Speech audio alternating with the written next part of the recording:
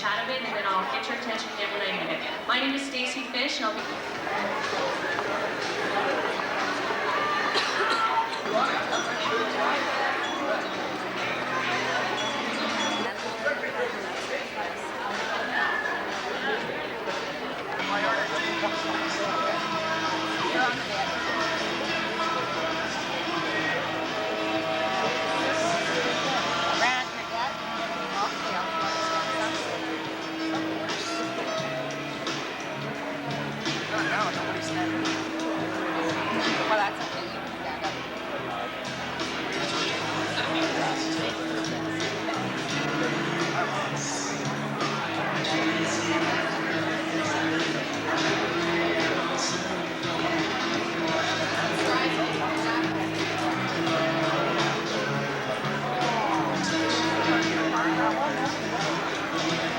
The graduating class of 1997.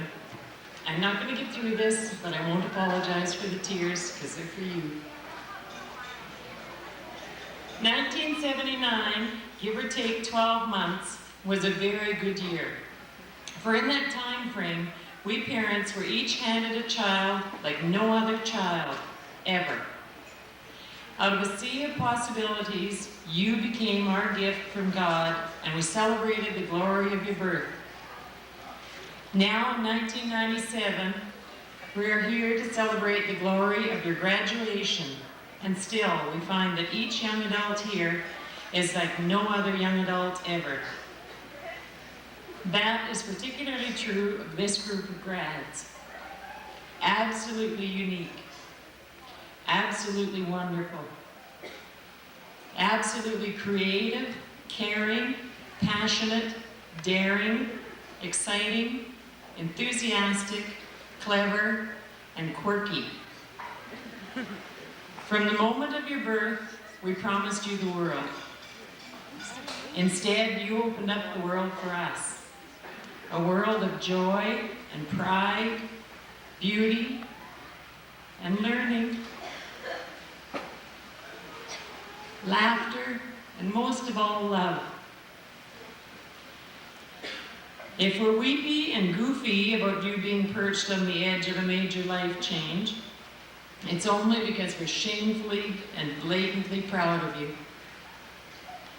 I fell in love with you when I met you in kindergarten, and the more I saw of you all, the more I loved you and admired you.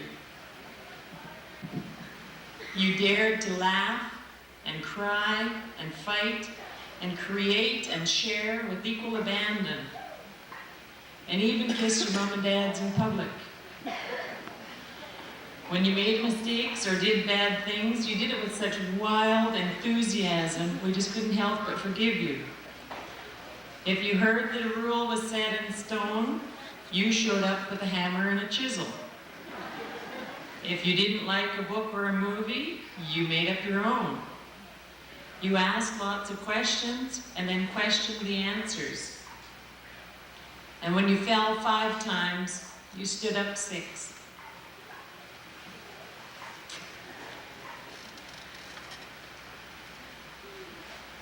And always, always, you have dared to be unique, to walk the untrodden trail, to be who you were meant to be, not who someone told you you should be. And always you've looked after each other. You've halved your sorrows and losses by sharing them. And you've doubled your joys by sharing them. On behalf of all the other parents, I stand up here in awe of you, realizing the Creator opened a whole new set of blueprints when He created you. And I stand here amazed that so many incredible students are going out into the world at the same time. There is hope for the future of this planet. And the hope is the grads of 1997, a class like no other ever has been or ever will be. It is such a pleasure to have known you all these years, and I mean that from the bottom of my heart. And I have a poem from Shannon's goddaughter, or godmother, that says, "And so you go, galloping toward life, as we stand, waving wildly, shouting our goodbyes. While hid behind our hearts, there is the sad, insistent whisper, 'Come back, young child, come back. It's too soon. We love you. But we won't ask you to come back because we know where you have to go. But we trust that we as parents have made an imprint on your heart and soul that you can rely on as you go confidently in the direction of your dreams. Fellow parents, please join me in crying. Please join me in toasting this memorable and much loved Meritor Grad class of 1997. To the grads.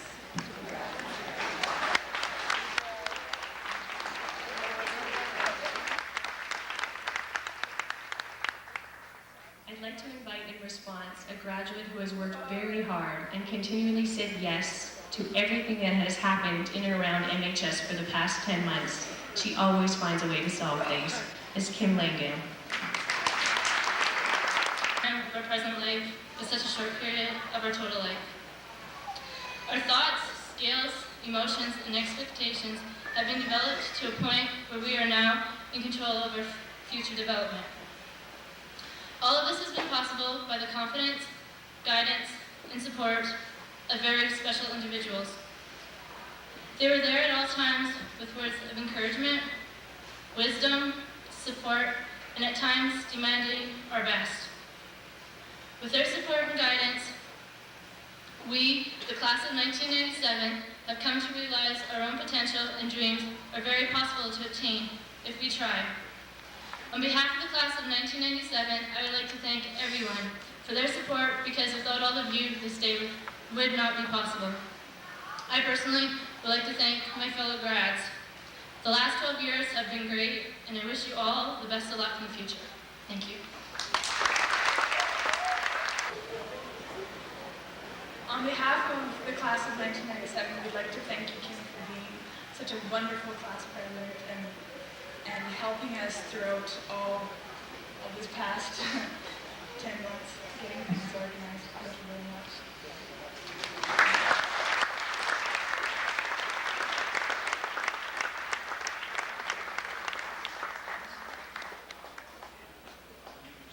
At it, for being such a wonderful MC tonight and this afternoon.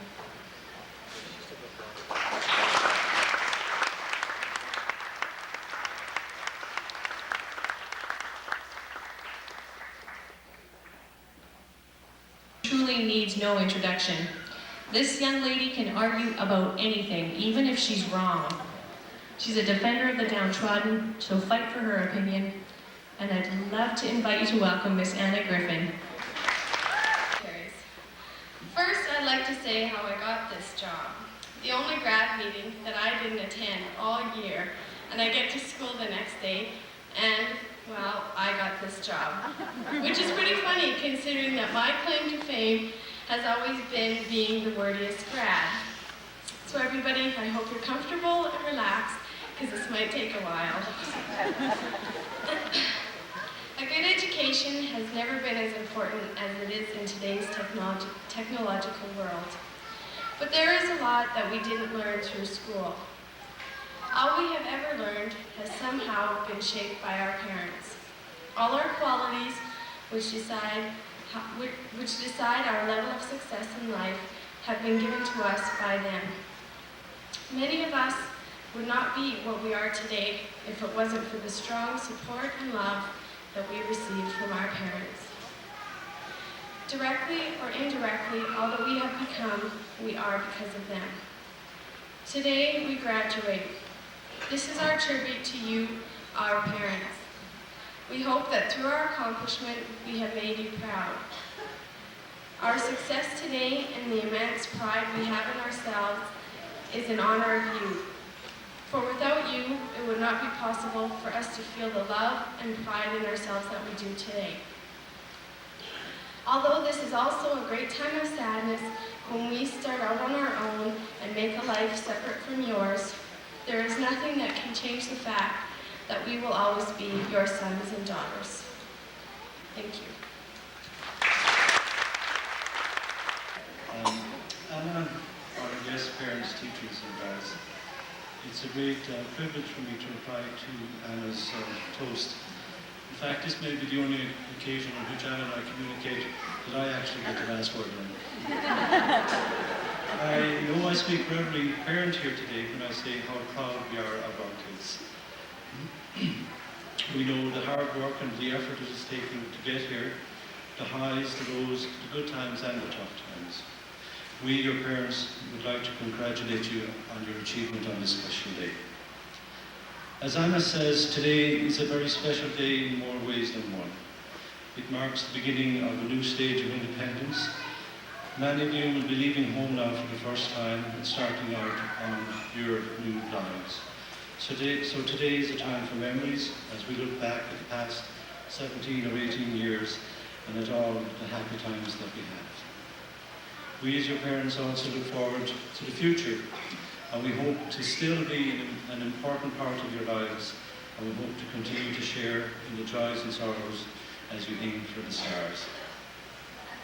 I would like to end with an old Irish blessing which goes something like this.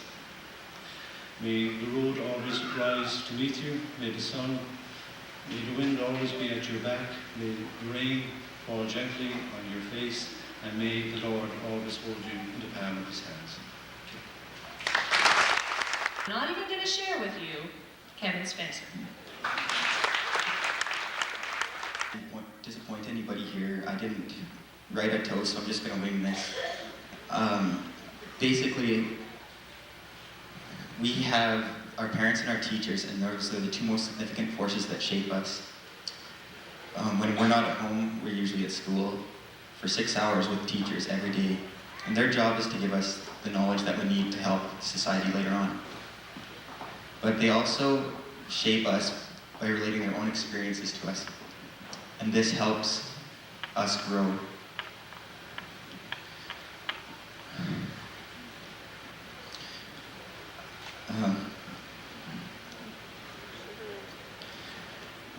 We admire all our teachers.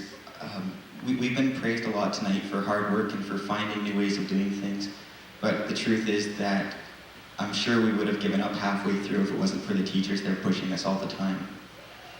A couple of the teachers will remember me asking them the qualities that there should be in teachers a couple of weeks ago, and generally they said that teachers need a sense of humor, patience, they need to care where the students are going, and all the teachers we've had have had these qualities.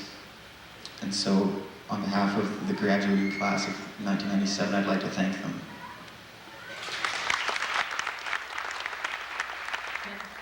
In response to Kevin, I'd like to invite one of our finest sculptors of your future directly from the dark side, Mr. Mark Clem. Oh boy, heebie-jeebies up here. Well, good evening, everyone. Thank you, Mr. Spencer, for your kind words. Definitely a 1 in a million what we got here for the graduates of 1997. It gives me great pleasure on behalf of the staff to have been chosen to give the response. Almost all of us had the opportunity to indoctrinate, teach you in our own special ways at some point over the last few years. Even though our job is to educate and spread the gospel regarding the 3 R's, I must say that working every day with this group, the learning experience was definitely mutual on both parts. When we saw them come through the doors in grade 7, they were all shorter than me, definitely easily intimidated. I could even intimidate Shane Hamill at one point. Now, 6 years later, looking around the room, we see a whole bunch of young people that know how to be responsible, work hard, cooperate, and exercise their talents to the best of their abilities. We'll all miss the senior class of 1997. You're members of a class that's definitely one of our very best. Matter of fact, I taught them from grade 8 to 12, and there's a reason for it. Closing, I have 2 more items I would like to complete. First of all, I have a poem that Mr. Johnson helped me find a few days ago. It's called "The Man Who Thinks He Can." It goes something like this. Gosh darn, I better mark the page.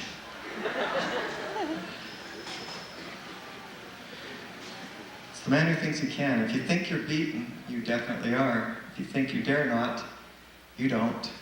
If you'd like to win, but think you can't, it's almost a cinch you won't. If you think you'll lose, you're lost.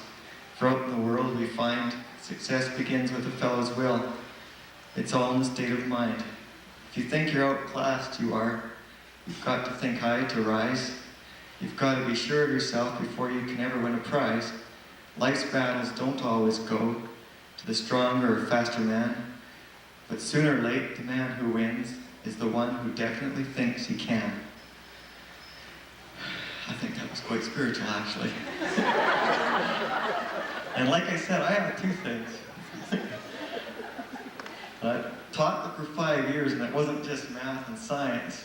I entertained them too. Harmonica. And since I don't have much time left with these students, as members of my math and science classes after 5 years, I can say I totally enjoyed myself. I don't know about the rest of you. I got to serenade y'all one last time with a small jam session for my harmonica. If you feel free to join me at any time. Reach for the stars, class of 97. We wish you all the very best. If I lose sight of you, it's just because it's on a spiritual level. Here goes.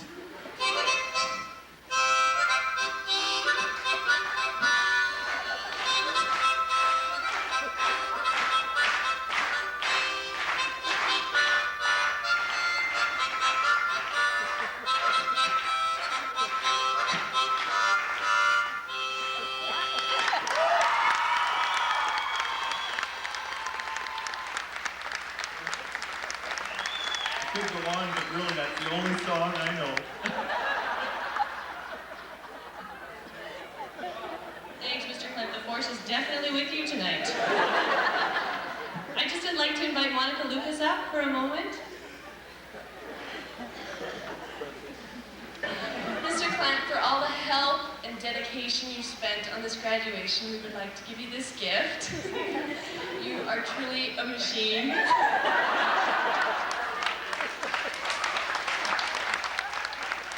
Thanks a lot. Like I said, it was my pleasure for 5 or 6 years of it. You know what we got to look forward to is in about 15, 20 years, you guys will have kids. A body. You may like it or hate it, but it will be yours for the entire period of this time around. You will learn lessons. You are enrolled in a full-time informal school called life. Each day in this school, you will have the opportunity to learn lessons. You may like the lessons or think them irrelevant and stupid. There are no mistakes, only lessons. Growth is a process of trial and error, experimentation. The failed experiments are as much a part of the process as the experiment that ultimately works. A lesson is repeated until learned. A lesson will be presented to you in various forms until you have learned it. When you have learned it, you can then go on to the next lesson. Learning lessons does not end. There's no part of life that does not contain its lessons. If you are alive, there are lessons to be learned. There is no better than here. When your there has become a here, you will simply obtain another there that will again look better than here. Others are merely mirrors of you. You cannot love or hate something about another person unless it reflects something you love or hate about yourself. What you make of your life is up to you. You have all the tools and resources you need. What you do with them is up to you. The choice is yours. Your answers lie inside you. The answers to life's questions lie inside you. All you need to do is look, listen, and trust. Last, you will forget all this and live your life to the fullest.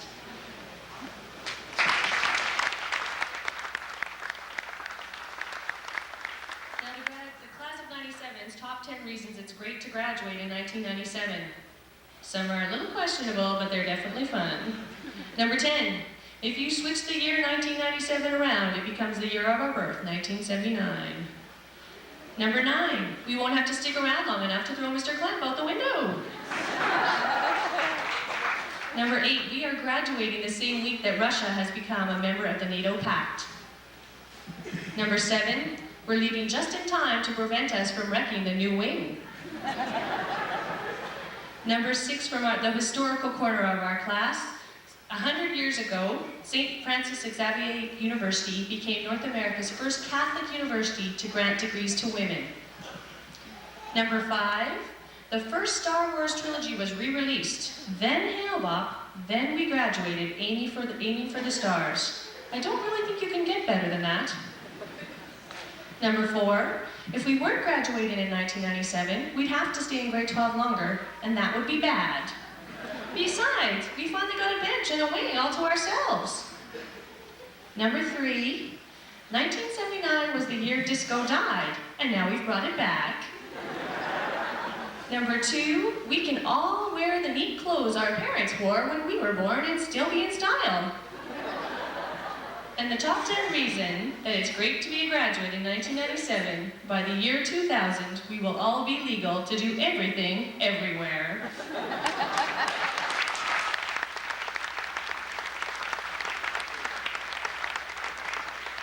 And finally, another moment that I've been asked about all evening. We've definitely been waiting for it.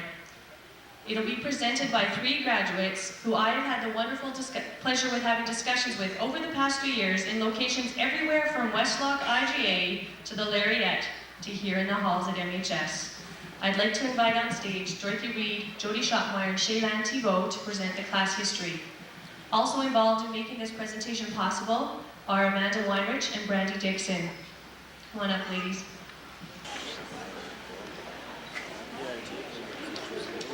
Okay, good evening, ladies and gentlemen, honored guests and grads. Tonight, Dorothy Reed, Shaylan Thibault, and I, Jody Schottmeyer, would like to start out the evening with a bit of humor. Class history, that is. We managed to dig up a lot of great stories about our fellow classmates. If we offend any of you or get you in trouble with your parents, please keep your revenge until after the ceremonies are complete. Without further ado, Shaylan Thibault. We start off the evening with Sailor Mar and Jill Vanderwolf. Sailor and Jill have always been the kind of people to take action. This hunger for authority started at an early age, when in grade 2 they saw someone walk across the roots of their favorite tree. They decided to take matters into their own hands and began pelting the culprit with pine cones. The next thing they knew, they were in the principal's office. Everybody better behave tonight. You just never know who will be watching. Billy Joe Reynolds, Stacey Adams, Michelle Giddings, and Sheila Welchman. Out of the group of friends, Billy Joe and Sheila have always been the outcasts, with Stacey and Michelle laughing at their every move. They are always the ones that witness the funny, everyday events that Billy and Sheila put themselves through.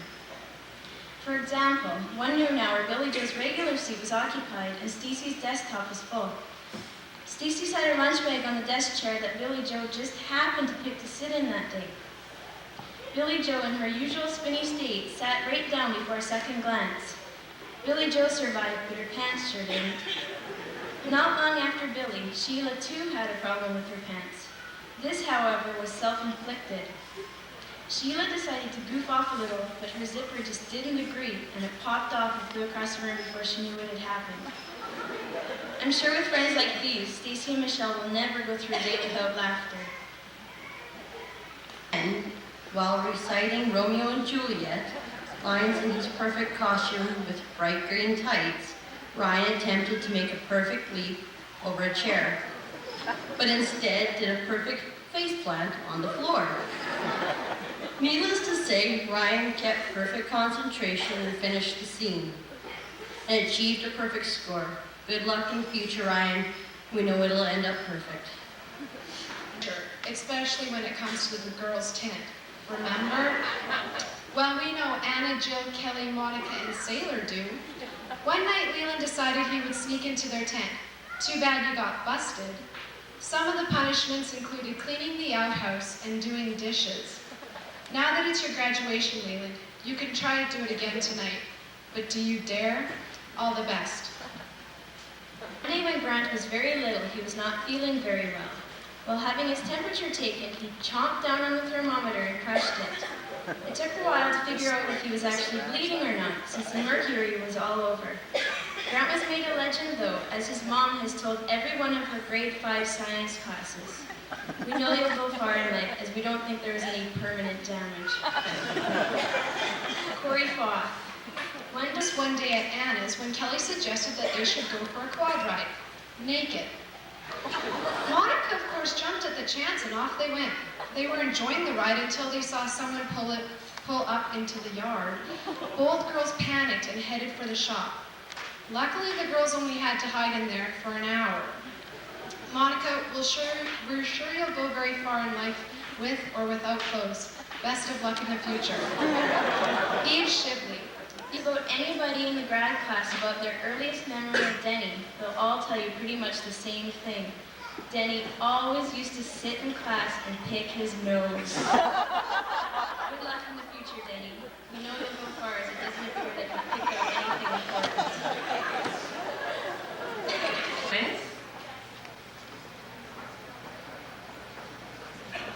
Graduate Dina Allen and escort Art Van Soren.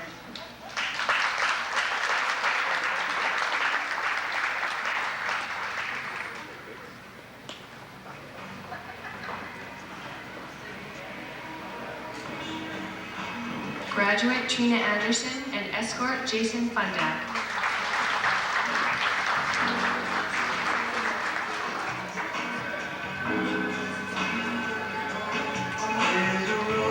Graduate Trent Bakos and graduate Jill Vanderwall.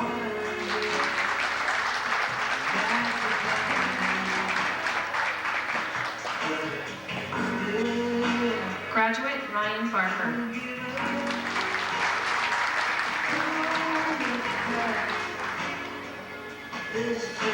Graduate Rodney Bergstead and escort Kathleen Lang.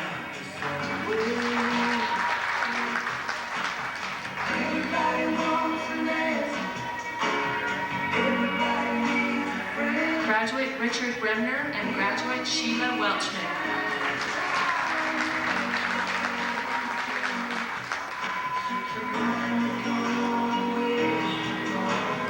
Graduate Allison Brown and escort Kelly Bensing.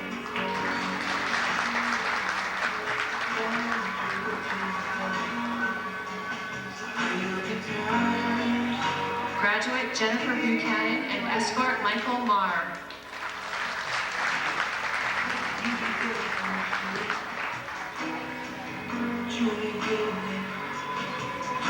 Graduate Robin Charest and escort Dennis Sharon.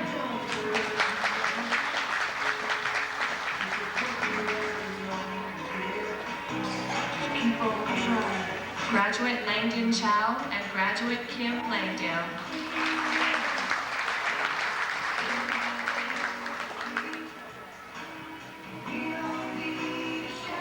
Graduate Bradley Chrisman and escort Kimberly Villabroca.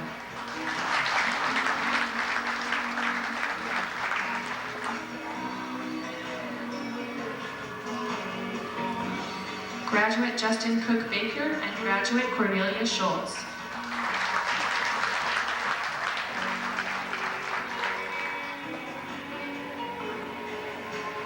Graduate Brandy Dixon and escort Randy Denman.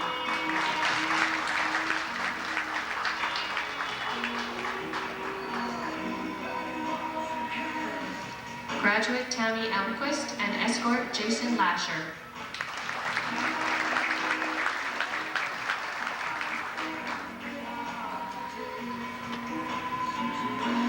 Graduate Corey Foth and graduate Jody Schottmeyer.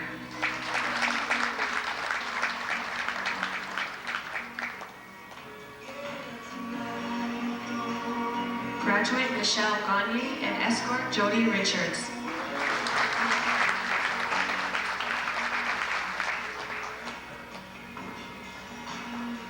Graduate Tracy Gagne and graduate Patrick Hogg.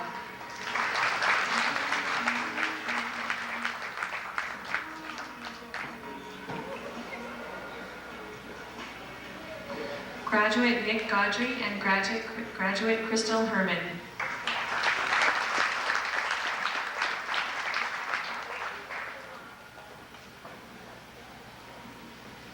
Graduate Kelly Grieve and escort Brian Grieve.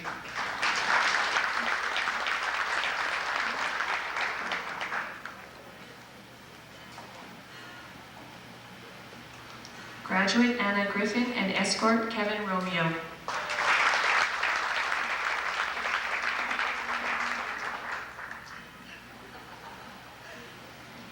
Graduate Mark Hagman and escort Candace Clark.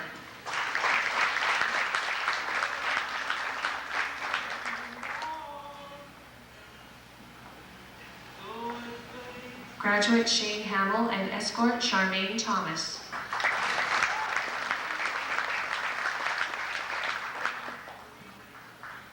Graduate Cynthia Hansen and escort Bruce Binns.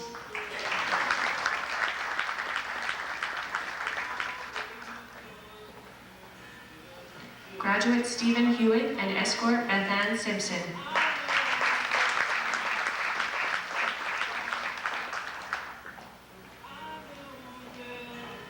Graduate Erica Hogger and escort Corey Reed.